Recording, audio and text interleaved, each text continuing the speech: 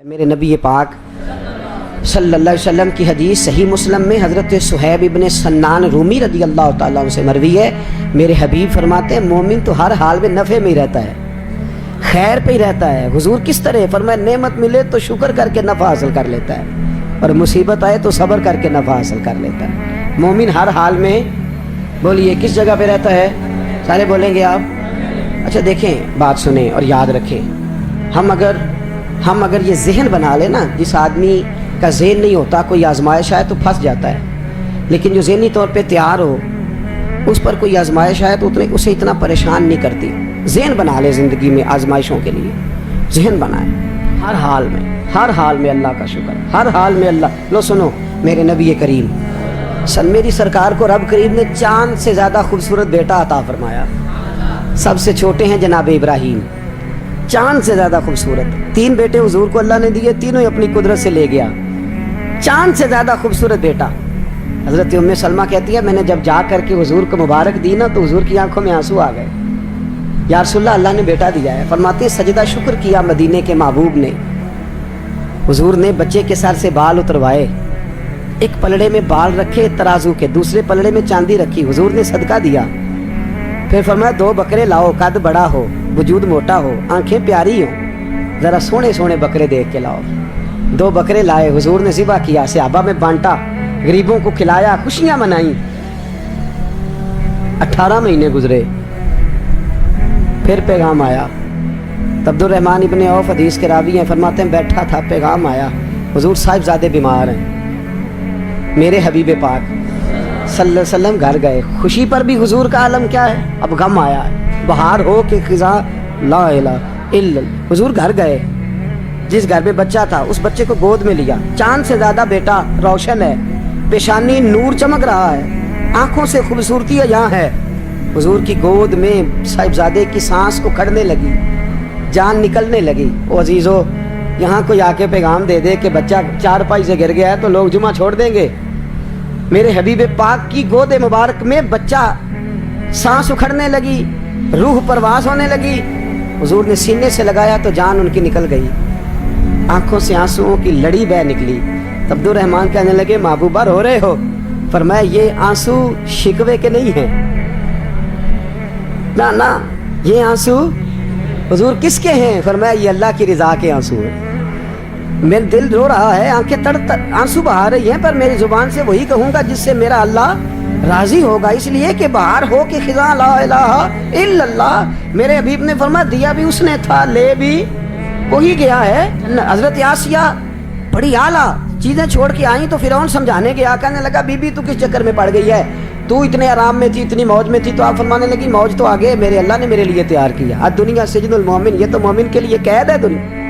جناب آسیہ سلام اللہ علیہ کو فرعون نے پہلے سمجھایا, پھر ان کی برادری کو, ان کی فیملی کو میکے کے بلا کے پریشر ڈلوایا.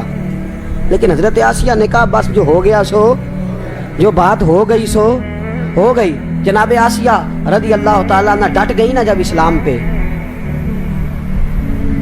جس کے ابرو کے اشارے پر نوکرانیاں سر قربان کر دیتی تھی, وہ نوکرانیاں بالوں سے پکڑ کے کھینچتی ہوئی لائیں باہر.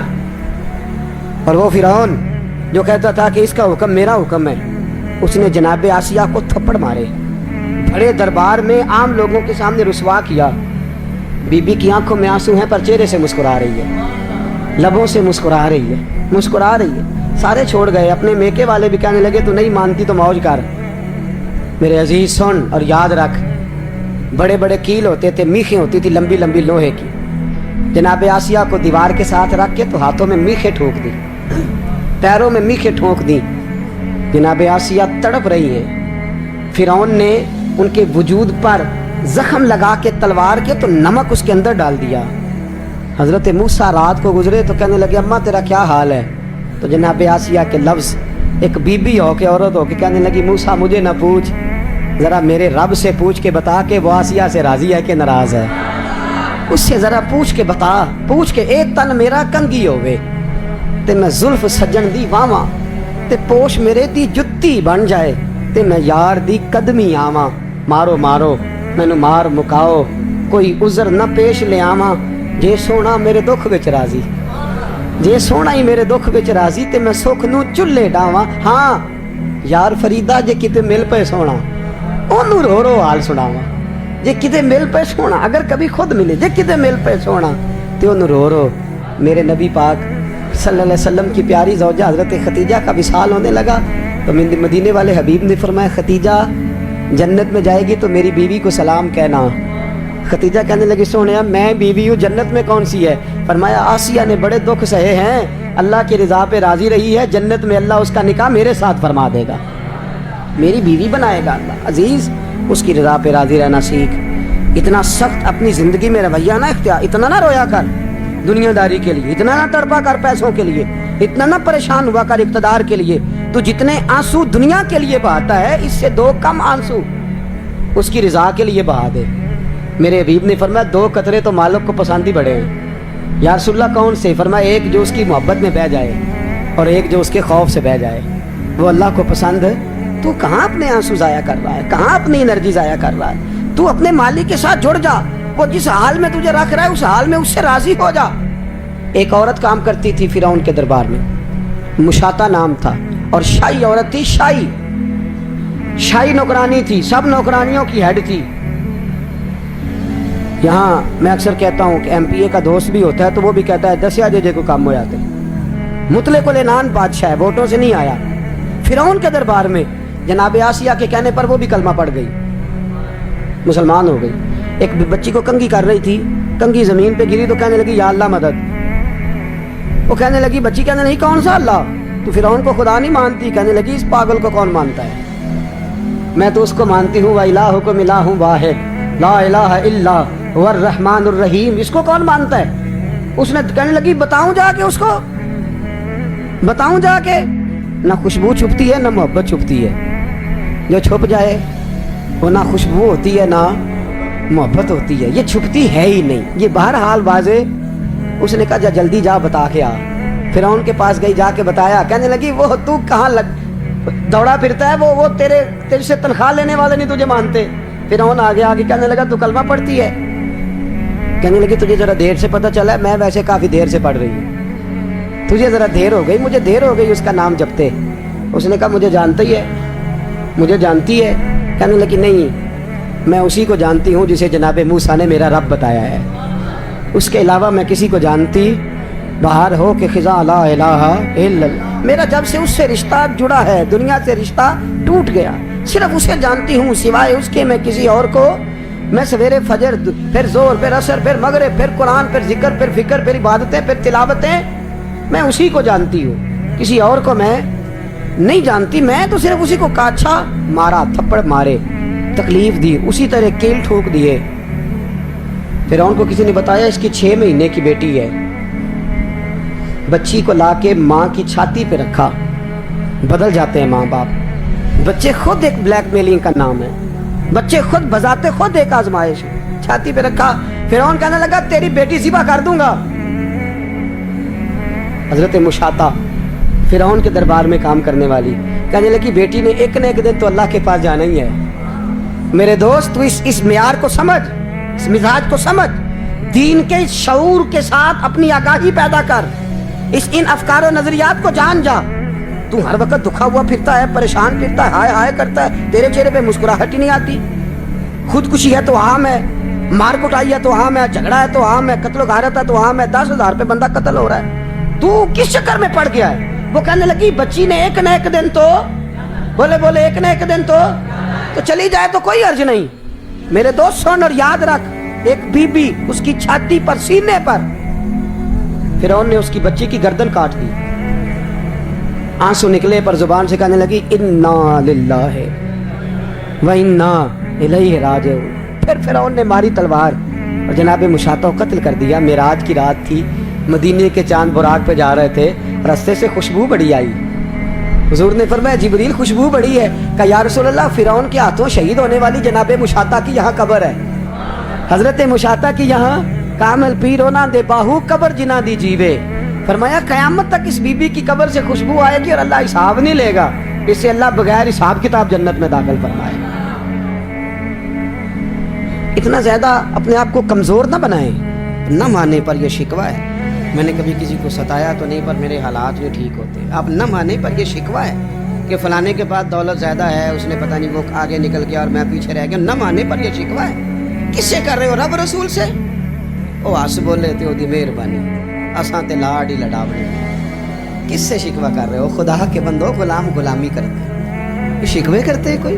حضرت ام سلمہ رضی اللہ تعالیٰ عنہ، شوہر کا نام ہے ابو سلمہ، بیٹے کا نام ہے سلمہ، کہتی ہیں میں، میرا شوہر، میرا بیٹا، تینوں، چھوٹا بیٹا میرا، ہم نکلے مکہ مکرمہ سے مدینہ طیبہ جانے کے لیے۔ ایک ہی بیٹا ہے، خاندان جمع ہے، شوہر کی گود میں بیٹا، اونٹ کے پیچھے میں۔ فرماتی ہیں مدینے کی سرحد آ گئی تو میرے میکے والے آ گئے، کہنے لگے ابو سلمہ نہیں لے جانے دیں گے مدینے اپنی بیٹی کو۔ میں نے کہا میں مسلمان ہوں، میں تو اپنے شوہر کے ساتھ مدینے جاؤں گی۔ انہوں نے کہا نہیں جا سکتی، تو نے جانا ہے تو جا، ہماری بیٹی نہیں جائے گی۔ زبردستی مجھ سے انہوں نے مجھے میرے شوہر سے الگ کیا۔ کہتی ہیں پھر میرے شوہر کے قبیلے والے آ گئے، وہ کہنے لگے اگر تم اپنی بیٹی کو نہیں نہ جانے دیتے تو یہ جو ہمارا پوتا ہے یہ ہماری نسل ہے، تمہارا نہیں، اسے ہم نہیں جانے دیں گے۔ وہ بچہ اپنی طرف کھینچتے تھے، میں اپنی طرف کھینچتی تھی، مدینے کی سرحد پہ۔ یہ جھگڑا زمین کے لیے نہیں ہو رہا، مکان کے لیے نہیں ہو رہا، حضور کے مدینے جانے کے لیے ہو رہا، حضور کے مدینے جانے کے لیے ہو رہا، مدینے جانے کے لیے ہو رہا۔ انہوں نے بچہ کھینچا، میں نے اپنی طرف کھینچا، میرے بچے کا بازو اتر گیا۔ فرماتی ہیں میرے شوہر مدینے چلے گئے، بیٹا میرا میرے سسرال والے لے گئے، مجھے میکے والے لے گئے۔ آج بھی کچھ سیانے بندے کہتے ہیں اس کو نکال دو اور بچے چھین لو۔ ان کا بھی خیال تھا کہ بیٹا لے جائیں گے نا تو ابو سلمہ بھی مدینے سے واپس آ جائے گا، یہ بھی واپس آ جائے گا۔ او یار، اتنا بڑا بھی ظالم کوئی نہیں ہوگا جو ماں باپ سے بچے جدا کرے۔ فرماتی ہیں کہ وہ لے گئے چھین کے، میں میکے چلی گئی۔ لوگ روٹی کھاتے تھے، میرے حلق سے نہیں گزرتی تھی۔ زمانہ سویا کرتا تھا، میں سو نہیں پاتی تھی۔ بیٹا کہاں، شوہر کہاں، میں کہاں۔ ام سلمہ کتنی دیر تکلیف کاٹی؟ جناب ام سلمہ کہنے لگی لوگوں ایک دو دن نہیں، پورا سال بیت گیا، پورا سال، پر جے سونا ہی میرے دکھ وچ راضی، جے سونا ہی مارو مارو مینوں مار مکاؤ، میں کوئی عذر نہ پیش لے آواں، او جے سونا ہی میرے دکھ وچ راضی، پھر سکھ نو چلے ڈاواں۔ فرمایا سال بیت گیا، لوگ صبح اٹھ کے کام کاج پہ لگ جاتے، کپڑے بدلتے، ڈیوٹیاں کرتے، اور میں سویرے اٹھ کے اس جگہ آ جاتی جہاں میرا شوہر اور میرا بیٹا بچھڑا تھا۔ میں سارا دن روتی، آہوزاری کرتی، حضور کے مدینے کی طرف منہ کر کے میں تڑپتی۔ سال بیت گیا، سال، ایک ہفتہ نہیں نکلتا بچوں کے بغیر۔ بڑے بڑے سیانے لوگ پردیس جاتے ہیں تو بچوں کی فوٹو دیکھ دیکھ کے روتے ہیں، لیکن کہتی ہیں ماں تھی، بیٹا بچھڑا اور پھر بیٹا بیمار ہو اور ماں سے جدا ہو، کتنی تکلیف کا منظر ہے۔ آپ فرماتی ہیں کہ ایک سال بیت گیا اور میں نے کسی کی منت نہیں کی، میں نے کوئی شکوہ نہیں کیا، اس لیے کہ جس حال میں رب رسول رکھے۔ یہ حوصلہ، یہ صبر، یہ توانائی۔ ایک سال کے بعد میرے چچا کا بیٹا میرے پاس سے گزرا، تڑپتے دیکھ کر کہنے لگا میری بہن تو سارا دن روتی رہتی ہے۔ تو میں نے کہا بھائی تمہیں کیا بتاؤں، اس کا شوہر چلا جائے، بیٹا جدا ہو جائے، وہ کیا کرے گی؟ فرماتے اس نے جا کے میرے باپ سے، اپنے والد سے، میرے خاندان والوں سے کہا اس کی سزا کب ختم ہوگی؟ اس غریبنی کا قصور یہ ہے کہ یہ مدینے والے کا کلمہ پڑھتی ہے، اس کی غلطی یہ ہے کہ یہ مسلمان ہو گئی ہے، دین حق قبول کر لیا، کیوں نہیں تم خیال کرتے؟ کہتے ان کے دل نرم ہوئے، وہ رضامند ہوئے مجھے مدینے جانے میں۔ پھر اس نے کوشش کی میرے سسرال پیغام بھیجے، کب بس کرو، اور بچہ تو چڑیا کا جدا ہو جائے تو وہ تڑپا کرتی ہے، اور تم نے ایک جیتی جاگتی ماں کا بیٹا جدا کیا ہے۔ وہ بھی نرم ہوئے، رب نے اسباب بنائے، میرا بیٹا مجھے ملا۔ کہنے لگے تو رہ جا، میں نے کہا نہیں، تم مسلمان نہیں ہو، تمہیں پتہ نہیں نا، میں یہاں نہیں رہ سکتی، مجھے مدینہ ہی جانا ہے۔ اکیلی اتنا سفر، جنگلوں کا رستہ، پہاڑی رستہ طے کر لو گی؟ میں نے کہا میں کر لوں گی۔